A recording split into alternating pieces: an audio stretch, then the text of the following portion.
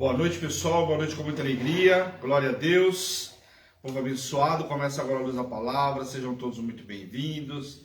Não esqueça, assim que você for entrando, compartilha. Você que vai ver na retransmissão, da mesma forma, já vai entrando, vai compartilhando em nome de Jesus, para que esse programa de estudo possa chegar aos quatro cantos dessa terra, possa levar conhecimento, A palavra fala que a gente apanha, a gente pega por falta de conhecimento. Então que a partir de hoje, um novo tempo começa na tua vida, através do programa Luz da Palavra. Nós temos um programa semanal, toda segunda, 2 dias na semana, toda segunda e quarta nós temos encontro marcado, às 7 horas da noite. Então nós tivemos segunda-feira o programa, vimos alguns capítulos de Jeremias e hoje vamos iniciar o capítulo 39 de Jeremias. Então já vai abrindo sua Bíblia aí no capítulo 39 de Jeremias, enquanto eu vou dando boa noite aqui, vou dando alguns recados importantes. Bom, o WhatsApp da igreja, para quem quiser anotar, quem precisa falar conosco, pedir oração, é o 11 970 13 8161. Você chama a gente lá no WhatsApp, pedido de oração, quer um contato, quer participar dos propósitos, não foi incluído no grupo, alguma coisa assim, pode chamar a gente no WhatsApp da igreja. Amém? Quem tiver nosso particular, sem problema nenhum. Sem problema nenhum. Quem tiver dúvida sobre o programa Luz da Palavra, também pode me chamar no particular depois, não tem problema nenhum. Chama a gente aí, a gente vai estar aqui à disposição para solucionar. Amém? Glória a Deus. Bom, relógio de oração. Hoje, terceiro dia do relógio de oração. Daqui a pouquinho, à meia-noite, viramos aí, vamos entrar no quarto dia do relógio de oração. Grande bênção, relógio de oração. Quero convidar você que não participou ainda de nenhum relógio de oração, para que no próximo você fique atento. Todo mês aí tem relógio de oração. Todo início do mês, primeiro domingo do mês, tem Santa Ceia e inicia-se o relógio de oração. Então você quer ficar atento para você não perder o relógio de oração? Saiba, primeiro culto do mês, ou seja, primeiro domingo do mês, tem culto de Santa Ceia e já inicia-se o relógio de oração. Normalmente são 7 dias, às vezes cada edição um pouco mais, às vezes o Senhor dá a direção de fazer 20 dias, 21 dias, 15 dias, 12 dias, aí é o Senhor que dá a direção. Mas normalmente de uma semana, então começa no domingo e termina no outro. Relógio de oração e também termina o nosso jejum. Então vai terminar o jejum domingo que vem. Então glória a Deus aí, muito importante, jejum de murmuração, que faz parte do relógio de oração. Nós estamos no jejum de carne vermelha, esse só na semana que vem. Aliás, lembrando aí, falei do relógio de oração, nós começamos de domingo para segunda, meia-noite, tem vários horários, tem o horário da meia-noite, às 3 da manhã, antigamente eram vários grupos, hoje não, um grupo só. O que é importante? Você entra nesse grupo, você tem acesso a todos os horários, você vai ver o horário que é melhor para você, qual horário que você se adequa. Então, meia-noite, 3 da manhã, 6 da manhã, às 10 da manhã, meio-dia, às 15 horas, às 18 horas, que acabou agora há pouco, acabou às 19, e o último às 22 horas. Então, o que é importante? Eu sempre falo, não tomar cuidado para quem faz o das 22. Por quê? Se você não fez das 6 da tarde, não fez nenhum outro, só faz das 22. E se por acaso você perdeu, não tem o que fazer, porque já foi o relógio. Aí meia-noite já está começando um novo dia, um novo relógio de oração. Então não dá para você falar, vou fazer a meia-noite. Não dá. Meia-noite você já está fazendo de um outro dia. Então a palavra daquele dia você já perdeu. Então em nome de Jesus, fica atento aí com relação a isso, tá bom? Semana que vem, o que é importante semana que vem nós temos? Semana que vem começa o quê? Propósito, a Love Connect. Então será quarta, quinta e sexta, nesse mês especial. Nós estamos antecedendo aí um mês ao Dia dos Namorados, A gente comemora o Dia dos Namorados. Então a nossa apóstola já anunciou, vai ter um propósito específico, quarta, quinta e sexta. Ainda não sei como vai ser, não me pergunte detalhe, porque eu não sei de nada. Mas ela vai estar anunciando para a gente no decorrer da próxima semana. Amém? Então vai ter uma semaninha pela frente aí, começa quarta-feira que vem. Então provavelmente na segunda-feira, à luz da palavra da próxima segunda, eu já devo dar alguma dica para vocês sobre isso, tá bom? Então fica atento aí, para quem está no grupo do WhatsApp da igreja, vai estar lá. Quem não está em nenhum grupo da igreja, não só no relógio de oração, ou outro grupo que tem da igreja, adoração, qualquer um outro grupo, nós colocamos sempre no Facebook. Então toda vez que vai começar a propósito, vai para o Facebook, vai para os nossos status da igreja. Então você não fica de fora, é só ficar atento aí para não perder nenhum propósito, tá bom? Então semana que vem tem um propósito importante para você que está procurando aí, o seu amado, a sua amada, Então se prepara aí que o Senhor vai trazer aí o seu amado e a sua amada, amém? As Rebecas aí, Em nome de Jesus, os Isaac, o Senhor vai disponibilizar. Então, em nome de Jesus, ficar atento para a semana que vem e não ficar de fora desse propósito, legal? Lembrando que nós temos aí a nossa programação da Hebron, de segunda a sexta-feira, Alimento Diário das Nações, todos os dias às 7 horas da manhã, com a nossa apóstola. Essa semana do relógio de oração eu participo com ela, mas na semana que vem nosso apóstolo aí todos os dias pela manhã, às 7 horas. Domingo, o culto da família. Nós tivemos terça-feira agora, importante, ontem, Prefiro Crer, começou a nova temporada, começou semana passada, e ontem foi o segundo dia do propósito, segundo dia do Prefiro Crer, foi algo extraordinário. Se você perdeu, tá lá no canal do YouTube, toda a programação da Hebron, acabou no Facebook, saiu da rádio, porque quando acaba toda a programação, ela passa ao vivo, no Facebook, na TV e também no aplicativo da rádio. Acabou, logo na sequência, depois o apóstolo vai editar, vai ver se não tem nenhum erro, vai acertar lá a parte de imagem, tudo bonitinho, edita, coloca o texto, né, o tema do que foi ministrado, e aí vai para o canal do YouTube. Então lá no YouTube você não vê ao vivo, mas você tem separado lá para o playlist.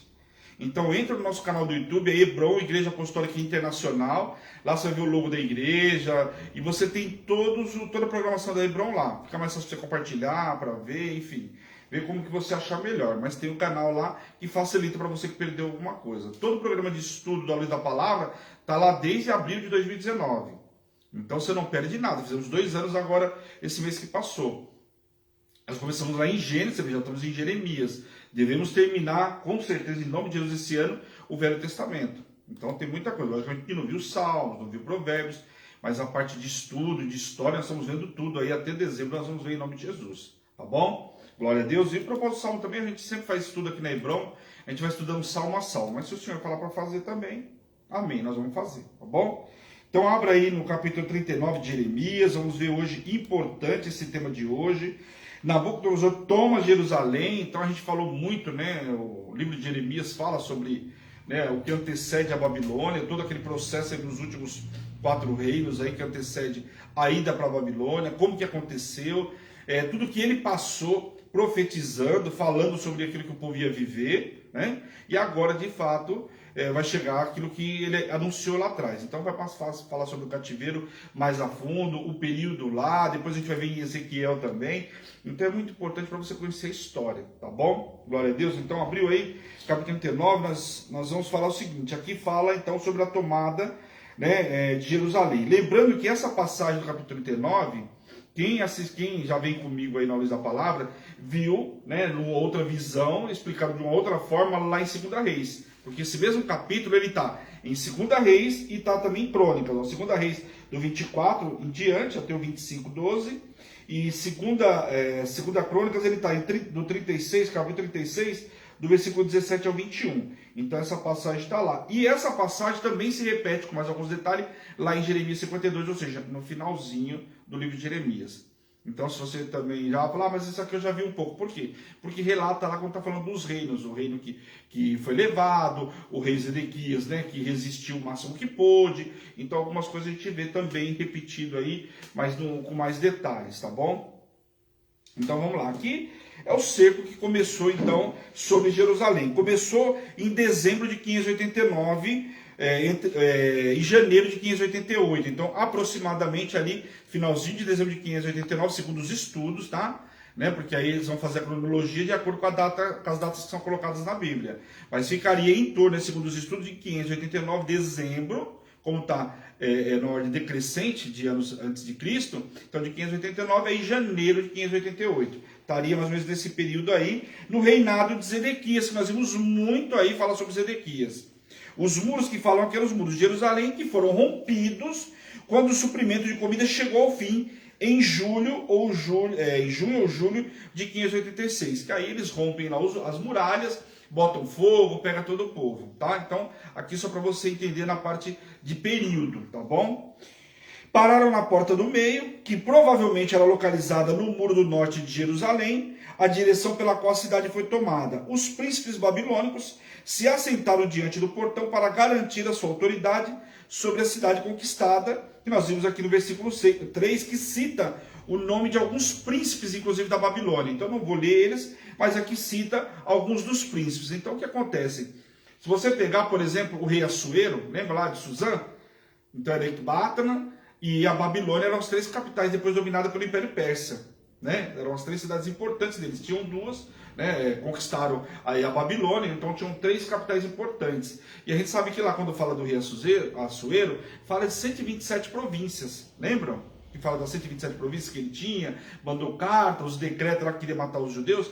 Então, às vezes, quando eu falo os príncipes, muitos deles eram o quê? Até como se fossem governadores de outras cidades, de outras províncias, mas pertencente ao quê? No caso aqui, pertencente à Babilônia, ok?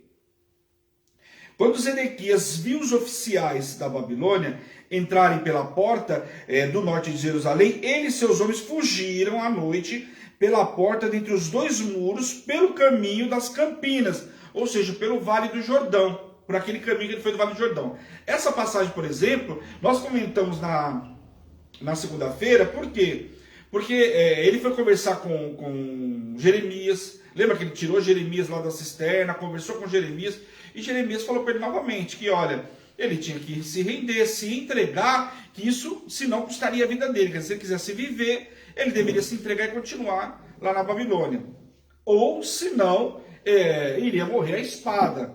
E o que aconteceu? Ele foi capturado, não foi morto à espada, né? Só que aconteceu, ele foi levado, e os filhos dele morreram diante dele, e os olhos dele foram vazados. Então é muito importante, porque aqui já está relatando aquilo que Jeremias pediu para que ele não fizesse, ele acabou fazendo, que é o quê? Quando ele viu completamente a Babilônia tomando seus príncipes sentados na porta principal de Jerusalém, ele tentou fugir pelos muros, não pelas brechas do muro, na calada da noite, e foi sentido do Jordão. Logicamente ele vai ser capturado. Zedequias e sua escolta militar foram capturados próximos a Jericó e levados para Ribla, que era uma das cidades, uma cidade em Arã.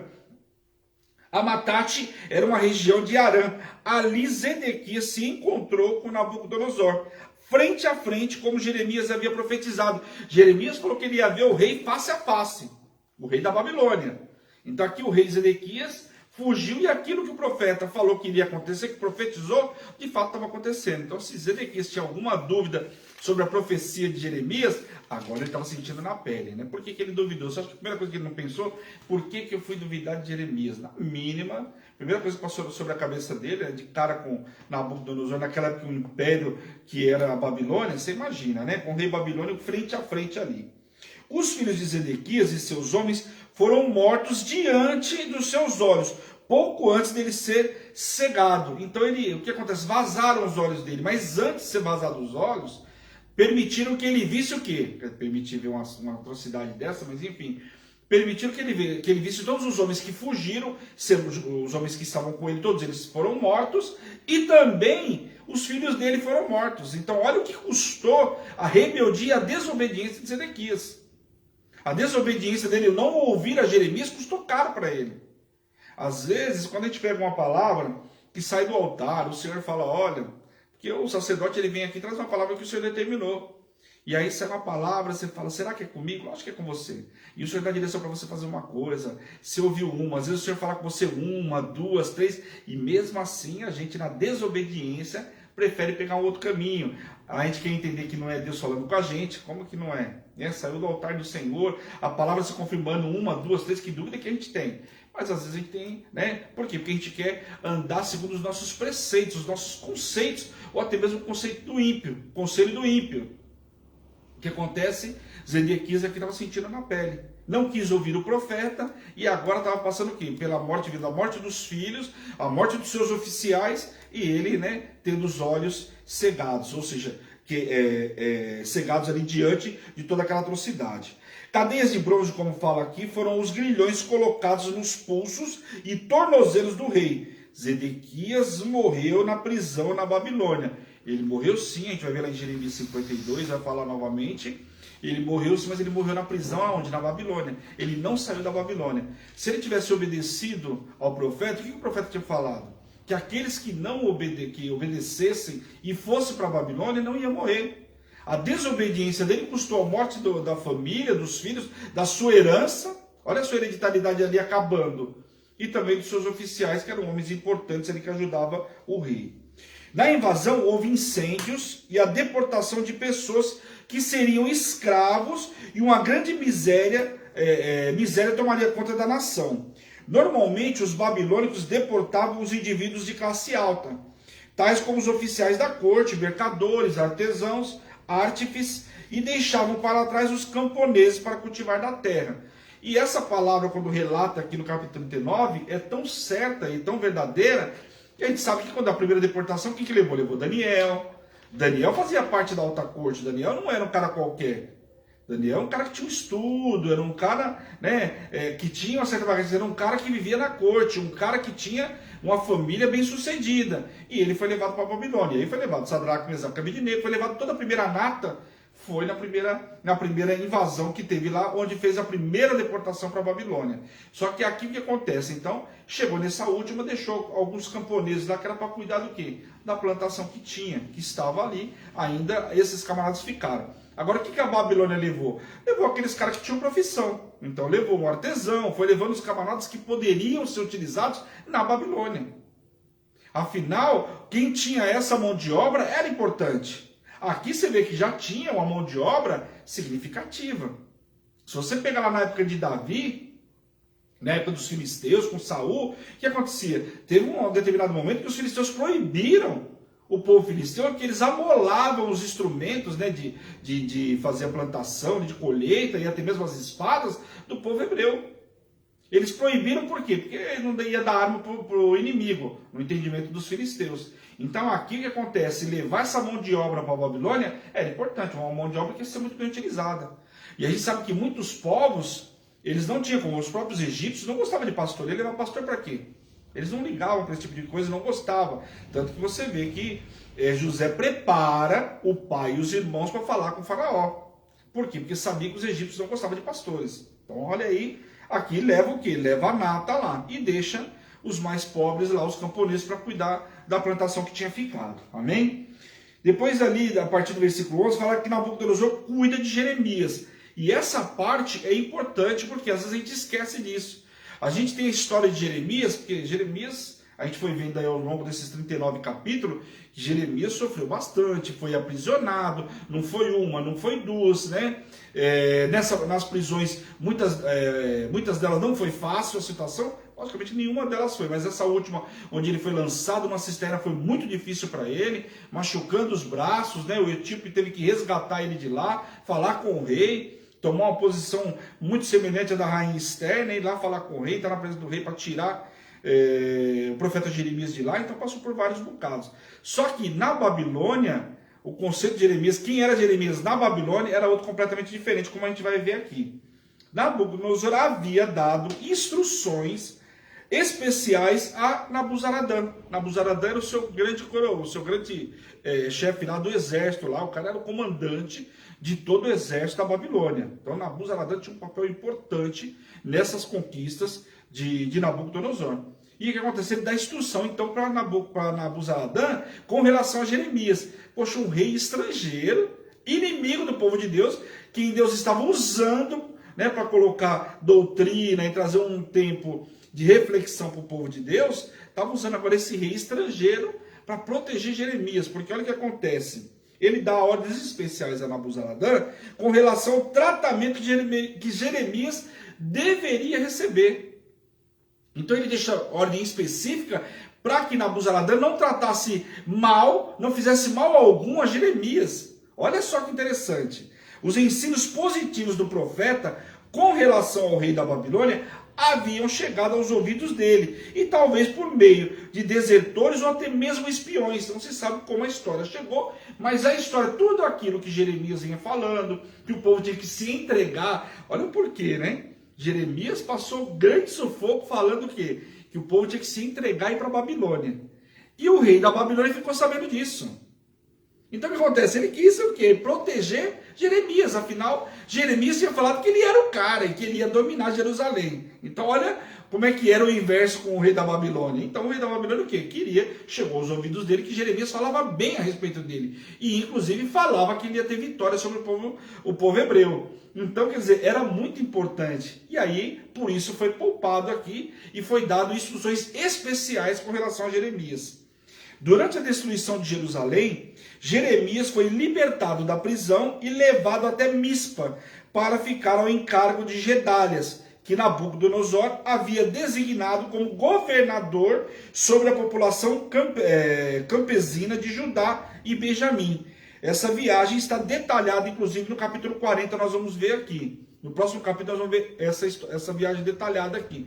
Mas o que acontece? Ele não deixou instruções para Nabuzaradã e falou para ele que era para ver o que ele queria fazer, se ele queria ir para a Babilônia, se ele queria ficar. E aí o que acontece? Leva ele até Mispa, onde tinha sido colocado um camarada lá por governador de Jerusalém. Então tirou Zedequias, que era o rei de lá, e colocou um outro camarada lá, que nós vamos ver. Ao etíope Edeque-Meleque, que foi aquele que ajudou Jeremias, Deus deu livramento de morte. Embora assistisse à invasão, não seria morto nem preso, mas salvo porque confiou em Deus e semeou na vida do ungido do Senhor. Olha que interessante. Nós falamos muito na segunda-feira sobre esse etíope que ele salvou. Ele entrou na presença do rei Zedequias e falou a respeito de Jeremias, estão lembrados? E aí o rei manda separar 30 oficiais lá, 30 homens, e vai lá resgatar Jeremias daquele buraco. Mas quem que foi levar a informação para o rei? Foi justamente esse etíope aqui, que era o eunuco. Foi lá e falou para o rei: não estão fazendo bem para Jeremias, lá ele vai morrer, porque já não tem água, o pão está em escassez, quer dizer, colocaram ele lá para ele morrer. E o lugar que ele está é tal, o negócio é feio. E aí Zedequias mandou tirar ele de lá. Esse posicionamento desse homem, que era um cuxita, lembra quem que era cuxita? Zípora. Falei isso também segunda-feira. O que acontece? Esse homem ajudou Jeremias e agora o Senhor deu uma palavra para ele no finalzinho do capítulo 39. Que porque ele ajudou Jeremias, ele não iria morrer como todos os outros, não seria levado para a Babilônia. Quer dizer, ele não ia morrer em função de tudo que estava acontecendo. Ele ia ver a invasão, ele ia ver tudo acontecendo, mas ia ser poupado a vida dele. Olha que interessante. Um homem que não era um judeu, mas pelo posicionamento que teve diante de um sacerdote, verdadeiramente sacerdote de Deus, do Senhor, olha o que aconteceu com ele, foi poupado a vida dele. Então, muito interessante, depois você lê os versículos, se você quiser mais no detalhe, vai contando aí que não vai faltar ninguém da família dele, mas é exatamente o que o Senhor fala nos últimos versículos do capítulo 39. Então, algo extraordinário com relação a esse etíope. Amém? Vamos lá, capítulo 40 agora. Jeremias e o restante do povo ficam com Gedálias. Vamos lá entender um pouquinho desse camarada Gedálias aí. Ramá, que é onde eles ficaram, ficava a 8 quilômetros ao norte de Jerusalém, ao longo da estrada que ia de Jerusalém até Siquém. Com a destruição de Jerusalém, ainda em processo, Ramá serviu como abrigo para os cativos que seguiam para as províncias orientais do Império Babilônico. Então serviu como um cativeiro ali provisório para quem iria para a Babilônia. Então essa cidade era um ponto estratégico, por isso que é citada aqui. Nabuzaradã sabia das predições de Jeremias com relação ao futuro de Jerusalém e a vitória dos exércitos babilônicos. Ele sabia de tudo isso. Por quê? Porque o rei da Babilônia deu instrução para ele, explicou por quê, que era para ele ser tratado diferentemente. Então ele sabia de tudo aquilo que Jeremias tinha profetizado. Okay? Os profetas cujas palavras eram comparadas, geralmente recebiam um tratamento do povo oriental como do Médio Antigo, Oriental Médio Antigo. Um tratamento diferenciado. E como as profecias de Jeremias realmente se cumpriram, eram verdadeiras, ele teve, logicamente, então, um tratamento diferenciado. O Senhor teu Deus pronunciou este mal contra este lugar. Ironicamente, foi um estrangeiro que afirmou verdade com relação ao motivo da destruição de Jeremias, então, de Jerusalém. Então, olha só, né, um estrangeiro proclamando aquilo que Jeremias tinha falado, e justamente agora um estrangeiro.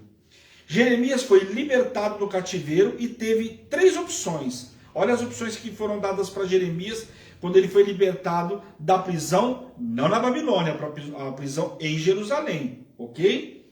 Seguir com Nabuzaradã para a Babilônia e receber um tratamento e proteção. Então ele tinha a opção de ir para a Babilônia e talvez viver na corte como Daniel viveu. Só que ele ia ter proteção e um tratamento diferenciado na Babilônia. Ele tinha essa opção. A segunda opção era permanecer sob os cuidados de Gedália, governador do distrito de Mispa. Né? E o terceiro, viver na região que ele escolhesse. Então ele podia escolher uma região para viver, ou ele podia ficar lá com Gedália, que era governador colocado por Nabucodonosor em Mispa, que era uma cidade importante também. Então ele tinha a opção de fazer uma dessas três escolhas. Ou vai para a Babilônia, fica em Mispa, né, com o governador, os Gedares, ou então ele escolhe uma outra cidade para ir. Nabuzaradã deu alimentos e presentes a Jeremias por causa das declarações do profeta a respeito da Babilônia e de Nabucodonosor. O cara ainda ganhou presentes. Presta atenção em tudo que aconteceu agora, Jeremias recebendo presente. Presta atenção. O fiel profeta de Deus, Jeremias, bem quisto pela Babilônia, prefere ficar no meio do povo, pois sabia que precisava terminar de cumprir seu chamado após o domínio da Babilônia. Então ele preferiu ficar com o povo. Então Jeremias escolheu seguir para Mispa, onde serviu sob as ordens de Gedalias, filho de Aicã, permanecendo como seu povo e não muito distante de sua terra natal, que é da propriedade que havia adquirido enquanto estava na prisão. Mispa ficava a cerca de 12 quilômetros de Jerusalém. Então lembra que ele estava preso, ele adquiriu umas terras? E aí você fala, poxa, por que o Senhor vai dar a terra para o cara que é preso, que era prisioneiro? O Senhor estava mostrando para Jeremias que o Senhor ia mudar completamente a história. Algumas coisas o Senhor tinha falado para ele com relação à vida dele em especial. Mas você vê que mudou a história dele completamente. Comprou umas terras e ali agora ele estava muito próximo das terras que eram dele, onde ele escolheu ficar. Príncipes dos exércitos refere-se aos judeus sobreviventes e comandantes dos exércitos das cidades de Judá que haviam fugido para o território montanhoso. Então alguns conseguiram fugir para territórios montanhosos. Alguns comandantes, alguns príncipes do exército conseguiram fugir. Uma boa leva morreu ali na batalha quando a Babilônia invadiu. Lembra-se que pegou Zedequias com alguns oficiais ali que serviam ao rei. Mas alguns príncipes conseguiram escapar e estavam ali nas terras montanhosas. A palavra fala que alguns conseguiriam até ir para o Egito. E eles iriam contar a história de tudo que aconteceu, contar a verdade que Jeremias tinha falado, que não era para ter ido buscar abrigo no Egito. Assim como também muitos deles iam morrer, mas sempre o Senhor permitia que ficassem para contar a história. E alguns ficaram também aqui em Jerusalém. Entre os líderes que escaparam estava Ismael, um membro da família real e oficial da corte, Joanã, que se tornaria líder da assembleia, e Jezanias, ou Jazanias, em algumas traduções, cujo pai era Macatita. Então, olha aqui, ficou alguns camaradas aqui importantes, que eram membros de assembleias, ou seja, da alta corte. Os judeus que haviam escapado do ataque babilônico fugiram para territórios vizinhos, retornaram outra vez e começaram a trabalhar nos campos, vinhedos e pomares. Então, alguns que tinham conseguido escapar, eles aconteceram depois que a Babilônia pegou tudo que queria, deixou alguns camponeses, quer dizer, matou uma boa parte, fez o que fez, mostrou o seu poderio, a sua importância e levou cativo para a Babilônia. Alguns que tinham escapado voltaram. Essa situação aconteceu inclusive com o povo samaritano lá, ou seja, o povo que morava em Samaria, né, o povo de Israel. Quando houve o cativeiro assírio, muitos foram espalhados, alguns conseguiram buscar refúgio também. Tá? E aqui Ismael conspira contra Gedalias, lembrando que Gedalias estava abrigando quem? Era governador, sendo colocado pelo rei da Babilônia e estava protegendo quem? Jeremias. Jeremias estava lá. E agora esse Ismael aqui fazia parte da Assembleia, vai intentar contra a vida de Gedalias. Automaticamente recai também sobre Jeremias. Joanã liderou um grupo de líderes que foram até Gedalias para avisá-lo de uma trama de Ismael e do rei amonita Baalis para assassiná-lo. Então o que o camarada fazia lá? Quando ele não tinha poder sozinho, ele ia buscar os povos estrangeiros. Tanto que o Senhor manda profecia contra os amonitas, os moabitas, o povo de Edom, Tiro, Sidom, manda sobre todos esses povos. Por quê? O próprio Egito. Por quê? Porque todas as vezes que intentar contra o povo de Judá, alguns iam buscar refúgio lá. E aqui você vê que o próprio povo judeu indo buscar ali abrigo com os balaíns lá, buscar pessoas lá para matar o povo de Deus. Olha só, os próprios irmãos. Joanã pediu em segredo permissão para matar Ismael, temendo represálias da Babilônia que certamente destruiriam os esforços de reconstrução e levaria mais derramamento de sangue. Por quê? Porque ele falou assim, permita que eu vou lá e mate Ismael. Por quê? Se a Babilônia souber que matou o governador que eles colocaram aqui, vai ter mais derramamento de sangue, o povo que tinha escapado e que voltou, vai acabar morrendo do mesmo jeito. Então, olha o que ele estava falando. Tinha coerência, era muito importante. Só que olha qual foi a decisão. Infelizmente, Gedalias confiava muito em Ismael e os descendentes real, que aparentemente cobiçavam o cargo de Gedalia. Então ele não permitiu, porque ele confiava nesses camaradas. Eram camaradas que faziam parte da corte, mas que naquele momento era como se cada um tivesse preocupado com o seu umbigo.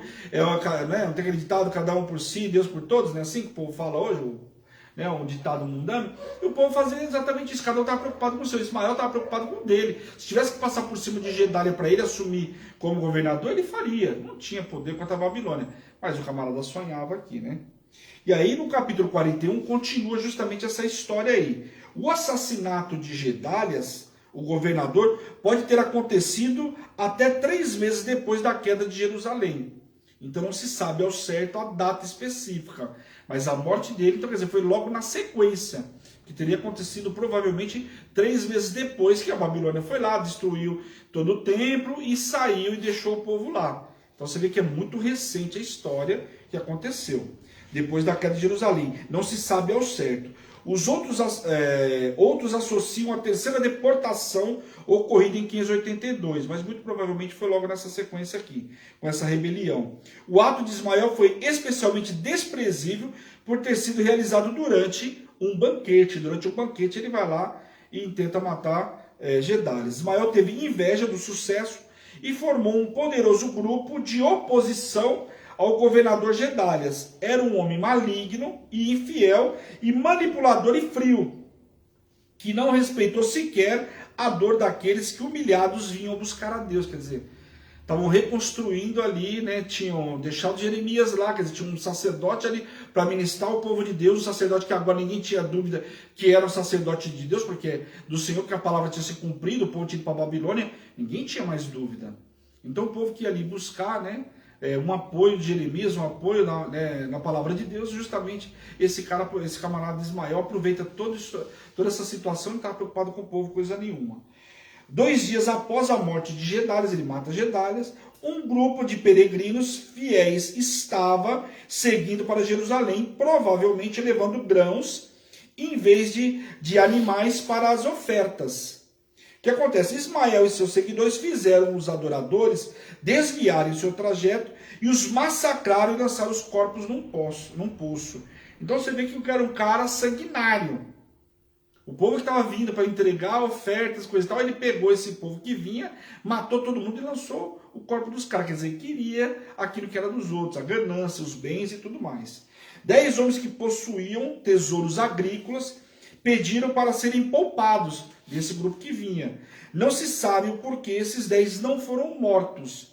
Talvez Ismael os tenha deixado viver para que pudesse contar o que tinha ocorrido, ou fizeram uma barganha trocando por bens as suas vidas. Então não se sabe ao certo, a Bíblia não relata com certeza, mas alguns desses homens conseguiram barganhar ou fazer qualquer tipo de troca lá e foram poupados. Talvez por tesouros, fizeram algum acordo de entregar mais alguma coisa e esses 10 foram poupados, mas o restante ele matou. Ismael levou cativo a todo o resto do povo que estava em Mispa, e as filhas de Gedalia e todos os outros, Nabuzaradã havia confiado a Gedalia e foi passar para os filhos de Amon. Então tudo aquilo que Nabuzaradã tinha deixado com o governador Gedalias, todo o povo, as filhas de Gedalias e todo o povo que tinha se deixado lá, ele se juntou com o povo amonita, foi lá, pegou todo o povo e levou para Amon. Olha o que ele prepara aí. Só que Joanã livra os cativos. Eis que surge um camarada no meio aí de tudo isso. Quando Joanã, que havia advertido Gedalias, lembra que ele avisou Gedalias, o cara está tentando matar, vamos fazer alguma coisa. Só que ele confiava no cara, não permitiu. Pois bem, Joanã, que havia advertido Gedalias a respeito da trama de assassinato, ouviu falar das atrocidades cometidas por Ismael. Ele reuniu seus capitões e seus exércitos e confrontou o exército rebelde em Gibeão. E as águas perto das quais Joanã e seus homens encontraram Ismael era um poço grande, circular, aberto, numa rocha com aproximadamente 11 metros de profundidade. Aqui dá detalhes desse lugar onde eles se encontraram lá. Mas ele juntou alguns camaradas e foi ao encontro de quem? Justamente de Ismael. O poço ficava a 8 quilômetros ao noroeste de Jerusalém e a 5 de Mispa, quer dizer, num ponto de encontro já fora das duas cidades. e foi o local onde uma famosa batalha entre Joabe e os homens de Abner também tiveram lá em 2 Samuel. Justamente o lugar de uma batalha importante. Porque aqui o general de Abner, quem que era? Joabe era que era comandante de Davi. Abner era comandante de Saul. Então lá teve uma disputa importante, significativa, justamente nessa mesma terra. E agora se repetindo, só que agora com quem? Com Joanã e com Ismael. Quando viram Joanã, os cativos que Ismael havia tomado em Mispa correram para se unir às forças que partiam ao ataque. Quer dizer, saíram de perto dele e foram junto com Joanã. Ismael e 8 de seus homens fugiram para Amon. O cara covarde, né? Sabia matar, mas nessa hora de enfrentar o rojão mesmo, ele fugia, né? Temendo uma represália iminente dos babilônios por causa da rebelião, Joanã reuniu os habitantes em Mispa e os homens que havia resgatado e começaram uma viagem em direção ao Egito, em busca o quê? De segurança. Porque ele falou, o que vai acontecer? Mataram os Gedares. Até eu contar a história que não fui eu e coisa e tal, o que vai acontecer? Vão vir contra mim. Então ele pegou, juntou todo o povo que tinha e falou, vamos buscar segurança novamente aonde? No Egito. O Egito era o único país da região livre do controle da Babilônia naquela época. Joanã seguiu com seu grupo ao sul até Belém, acampando em Careá. Então eles foram com sentido ao Egito, se acamparam aqui nessa cidade. Mas foram buscar refúgio aonde? No Egito. Capítulo 42, vamos lá que dá tempo. Aí a gente, amanhã, na semana que vem, vai para 43. Hoje vamos conseguir dar uma avançada boa, glória a Deus. Jeremias exorta o povo a não ir para o Egito. Por quê? Mais uma vez a história estava se repetindo e Jeremias tem que falar novamente para eles o quê? A ordem do Senhor não é ir para o Egito. Você vê que o povo passa, ouve a palavra, vê o acontecimento, mas passa uns dias, volta para o mesmo lugar. Novamente a mesma possibilidade. Voltar para o Egito. E novamente Jeremias tem que avisar que não era para ir para o Egito. O povo pediu que Jeremias intercedesse perante o Senhor em seu benefício. O pequeno remanescente tinha um líder, mas carecia de direcionamento. Quer dizer, tinha um líder ali, a princípio Joanã, mas eles queriam que o direcionamento de quem? Do profeta. Afinal, o profeta até agora, tudo que ele tinha falado tinha sido cumprido. Jeremias cautelosamente concordou em orar a Deus e pediu que o povo aceitasse a resposta que ele trouxesse. Tudo bem, vocês querem que eu vou orar ao Senhor? Até posso orar. Porque até então a resposta que eu tenho é a mesma que o Senhor me deu. Vamos para a Babilônia, vai lá para a Babilônia, conta a história, fica lá, mas não foge para o Egito. Né? Só que aconteceu, novamente pediram para ele, tudo bem, eu vou orar, mas vocês vão ter que concordar com a resposta que eu trouxer do Senhor. O mínimo, né? O povo fez um juramento de obediência, tendo o Senhor como testemunha. Olha a responsabilidade desse compromisso que assumiram com Jeremias aqui. Ao fim de 10 dias, veio a resposta de Deus a Jeremias. Você imagina, os caras ficaram acampados ali, esperando 10 dias, vinha a resposta do Senhor. Presta atenção. Ele reuniu o grupo e apresentou a resposta de Deus, usando os termos que lembravam o seu chamado. Edificarei e não os derribarei, e vos plantarei e não vos arrancarei. Usou alguns termos que o povo entendia o que era. Estava falando de plantar, de não arrancar. Se tem uma coisa que o povo de Deus entendia, era sobre plantação. Jeremias assegurou o povo com as mesmas palavras que o Senhor havia utilizado para dar garantia de seu chamado. Eu sou convosco para vos salvar. Então, novamente, aquilo que o Senhor tinha falado para Jeremias com relação à vida dele, eu serei com você, eu serei contigo e vou te salvar, vai tranquilo. A mesma coisa, o Senhor deu a mesma resposta para ele, mas com relação a este povo, que estava querendo ir para o Egito. A promessa de Deus de fazer seu povo passar um período de provações para experimentar o poder restaurador do Senhor mostraria a grande misericórdia de Deus. Quer dizer, nada mais era do que o Senhor mostrar o quê? A misericórdia dele, depois de tudo que fizeram, todo o pecado, ir para a Babilônia, e o poder restaurador dele, misericordioso que é, trazer o povo novamente, dar novamente a cidade e a condição de reconstruir, trazer novamente o que? As escrituras, a lei, Neemias reconstruir, e por aí vai, né? O Senhor havia prometido essa restauração em profecias anteriores, como nós vimos lá no capítulo 12, já de Jeremias. Se o povo desobedecesse a Deus e fugisse para o Egito, iria sofrer as consequências.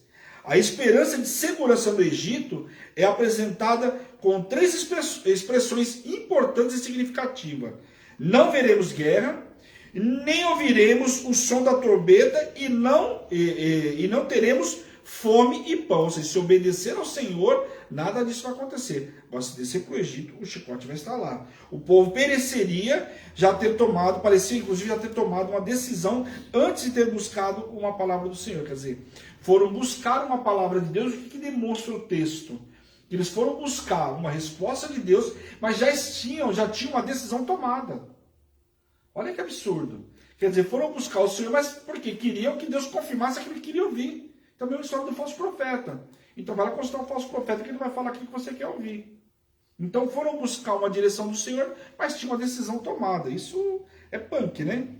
Deus mandou claramente a resposta aos judeus que, se permanecessem na terra, eles não precisariam temer o inimigo. Não precisavam ir para a Babilônia, mas também não precisavam descer para o Egito. Era só ficar lá em Jerusalém. Em Mispa. Mas está tudo destruído em Jerusalém, coisa e tal. O mesmo Deus que protegeu várias vezes o povo lá em Jerusalém ia fazer a mesma coisa com o povo em Mispa, né? Mas era para não temer o inimigo e crer em Deus, que os faria prosperar e traria estabilidade, e não deveriam descer para o Egito, pois seriam destruídos e aprisionados. Eles não ouviram a palavra de Deus e foram morar no Egito. Poxa vida, meu Deus do céu. Só que essa palavra parece um absurdo. Mas nos dias de hoje a gente faz a mesma coisa. Às vezes você está falando, meu Deus, mas o que o povo não aprendeu? Jeremias falou sobre que não era para desobedecer, para ir para o Egito, senão ia morrer. Poxa, foram para a Babilônia, viram tudo o que aconteceu, e aqui, você vê que faz pouco tempo depois, não tinha nem um ano depois, o povo já estava fazendo a mesma coisa. Consultaram ao Senhor, mas não deram ouvido para o profeta, preferiram andar segundo os conceitos deles, e foram para o Egito. Não confiaram em Deus, temeram que o Senhor não pudesse proteger eles. O Senhor já tinha feito com o rei Josafá, fez com Gideão, fez com Davi, quantas vezes? Não ia fazer com esse povo? Lógico que ia fazer. O Senhor já tinha mostrado, tamanho era o poder dele, quando deu toda aquela situação na Babilônia com Jerusalém. Mas você vê que o povo não obedeceu. E às vezes a gente fala, poxa, mas qual é a dificuldade de entender? Pois é, mas hoje é a mesma coisa com a gente. Parece que a gente tem dificuldade de entender aquilo que o Senhor está falando. Pois o Senhor falou e o povo não entendeu. O povo buscava a vontade do Senhor, mas não praticava a sua vontade, quando esta o contrariava. Então, quer dizer, eles buscavam a vontade de Deus, mas para obedecer, desde que a palavra fosse de acordo com aquilo que eles queriam. Senão, se a palavra o contrariasse, não iam ouvir a Deus coisa nenhuma. Então, quer dizer, ele não estava buscando a Deus coisa nenhuma, né? Porque se você vai ouvir e vai fazer o que você quer, para que vai consultar o Senhor? Fala sério. Aquilo de que eles estavam tentando escapar, os alcançaria no Egito, que era o que? Eles estavam tentando escapar da espada, da fome e da peste. Aquilo que eles estavam tentando escapar, fugindo para o Egito, era justamente o que ia alcançar eles. Olha só. A mensagem é sucinta e clara para não entrar no Egito. Novamente, Jeremias sentiu que havia sido enganado por um povo que fazia juramento e promessas vazias. Então aqui, o capítulo 42 termina com a tristeza, porque Jeremias estava vendo novamente o povo está tentando enganar ele. Novamente fizeram promessas, prometeram fazer um monte de coisa, mas não estavam cumprindo coisa nenhuma. E é muito triste essa palavra, por quê? Porque novamente o povo estava mentindo, o povo viu tudo o que viu e estava desobedecendo ao Senhor. E prometendo, jurando que fariam isso, que fariam aquilo, quando na realidade não fizeram coisa nenhuma. Então a decepção para Jeremias é muito grande. Você imagina depois de tudo que Jeremias tinha visto. Agora uma nova oportunidade para esses remanescentes. E aí o Senhor fala para eles, eu vou livrar vocês da fome, da espada. A espada significava o quê? Morte. E da peste, morrer por uma peste, morrer por uma enfermidade no meio do caminho. Vou livrar vocês de tudo isso. E mesmo assim o povo não deu ouvido. Então, olha, é difícil. Só que quando a gente ouve essa palavra, a gente acha que nos dias de hoje não acontece, acontece muito. Então o cativeiro babilônico, para quem foi para lá, foi um momento de reflexão profunda. Só que para quem ficou, você viu que parece que mesmo diante dos olhos, não entenderam nada. Então, quando Sofonias fala, farei maravilhas, né, o Senhor deixa claro lá que ia mudar a sorte do povo diante dos olhos dele, para muitos ia viver essa mudança de sorte ali diante dos olhos, iam viver tudo isso. Mas para um povo igual esse aqui, mas nem vendo as coisas acontecendo, não adiantava de nada. Então, essa passagem aqui, a gente vê, primeiro, o posicionamento de Gedalias, o posicionamento de Joanã, mas Ismael é um cara completamente contaminado, e contaminou todo o povo que estava ali com ele. E o medo, aqui tomando conta agora de Joanã. O cara tinha enfrentado Ismael, fez acontecer, e agora estava com medo do quem? Dos amonitas. Fala sério, tinha que ter medo da Babilônia, né? Mas lá não, pera um pouquinho, manda um mensageiro lá, manda o profeta Jeremias tinha acesso. Nabuzaradã estava lá para proteger ele, era questão dele explicar. Mas o medo tomou conta e permitiu que acontecesse tudo isso. Então é muito triste. Amém? Glória a Deus. Hoje nós, olha, 39, 40, 41 e 42. Isso aqui, capítulo 40 e 41, eles nem têm título, eles se emendam ali um no outro. Então foi muito legal. Hoje nós andamos até o capítulo 42. Na segunda-feira que vem, capítulo 43, e vamos chegando aí no finalzinho do livro de Jeremias. Então acredito que se não terminar na quarta-feira que vem, na próxima segunda, sem ser nessa na outra, a gente está terminando o livro de Jeremias. Muito interessante. Aí vamos entrar no livro de Ezequiel, também um livro um pouco mais complexo a leitura. Eu estou tentando trazer ele de uma forma bem mais prática, mais sucinta, mais resumido. Então, se você não entender, às vezes, alguma coisa que eu ministro aqui, você pode me chamar. Eu estou sempre tentando trazer de uma forma bem resumida e prática, porque tem muita informação que às vezes eu passo para vocês, mas quero saber de onde fica, onde não fica, quantos quilômetros. Só estou mostrando para você a geografia que ficava próximo entre uma cidade e outra, só isso. Tá? Ninguém vai decorar quantos quilômetros ficava, nem nada, né? O intuito não é esse, mas é pelo menos para você ter um conhecimento. Se uma hora você precisar de um estudo, tá aí gravado, tá bom? Glória a Deus, bora orar então em nome de Jesus. Hoje acabei, olha, antecipado. Eita Deus maravilhoso. Ou eu falei depressa demais, nem bebi água, foi isso? Se eu falei depressa demais, vocês me perdoem. Mas é porque a história praticamente, né, por si só, não tinha muito o que explicar. Por si só já se falava, né? A própria leitura já explicava. Pois bem, feche seus olhos por um instante, em nome de Jesus. Você que tiver algum pedido de oração, pode chamar no WhatsApp, coloca o pedido de oração. Aqui no programa, né, o Alimento Diário das Nações, mas todo mundo que tem entrado, tem participado do A Luz da Palavra, nós estamos anotando o nome e amanhã nós clamamos pela vida de vocês que entraram no programa hoje, no culto de amanhã cedo, tá bom? Mas aqui vocês vão sair sem uma bênção em nome de Jesus, amém? Feche seus olhos por um instante. Senhor, meu Deus e meu Pai, nós queremos te louvar, Deus, glorificar por essa noite extraordinária, pela vida de cada um dos teus servos. Pai, quero te pedir, visita poderosamente, Senhor, toca, cura, liberta, restaura e aviva o teu povo, Senhor, em nome de Jesus, aonde chegar o som da minha voz, que leve cura, libertação e restauração, Pai, em nome de Jesus. Usa os teus servos como instrumento, Pai, que essa palavra, tudo isso que eles aprenderam hoje, eles possam multiplicar, Pai, nos quatro cantos dessa terra, Deus, em nome de Jesus. Aqueles que viram online, aqueles que vão ver a retransmissão, da mesma forma, Pai, em nome de Jesus. E eu, como servo e ministro do Senhor, envio os teus servos para viver uma noite extraordinária, debaixo de poder, unção e autoridade, em nome de Jesus. Amém? É isso aí, pessoal. Não esqueça, amanhã sendo Alimento Diário das Nações. Quem está no relógio de oração, bora pro relógio. Tem relógio 22, meia-noite, estou com vocês aí, 3 horas da manhã, estamos juntos de novo. E bora aí, nós estamos indo no monte ao meio-dia clamar pelo pessoal que está no relógio. Glória a Deus, tenho certeza que o Senhor vai fazer grandes coisas na tua vida. Um beijo grande, essa é Hebron, Igreja Apostólica Internacional, a minha terra prometida, a sua terra prometida, a igreja que te ama e te faz feliz todos os dias. Um beijo grande, fica na paz do Senhor, uma boa noite de descanso, de renovo do Senhor. Um beijão, pessoal, tchau, tchau.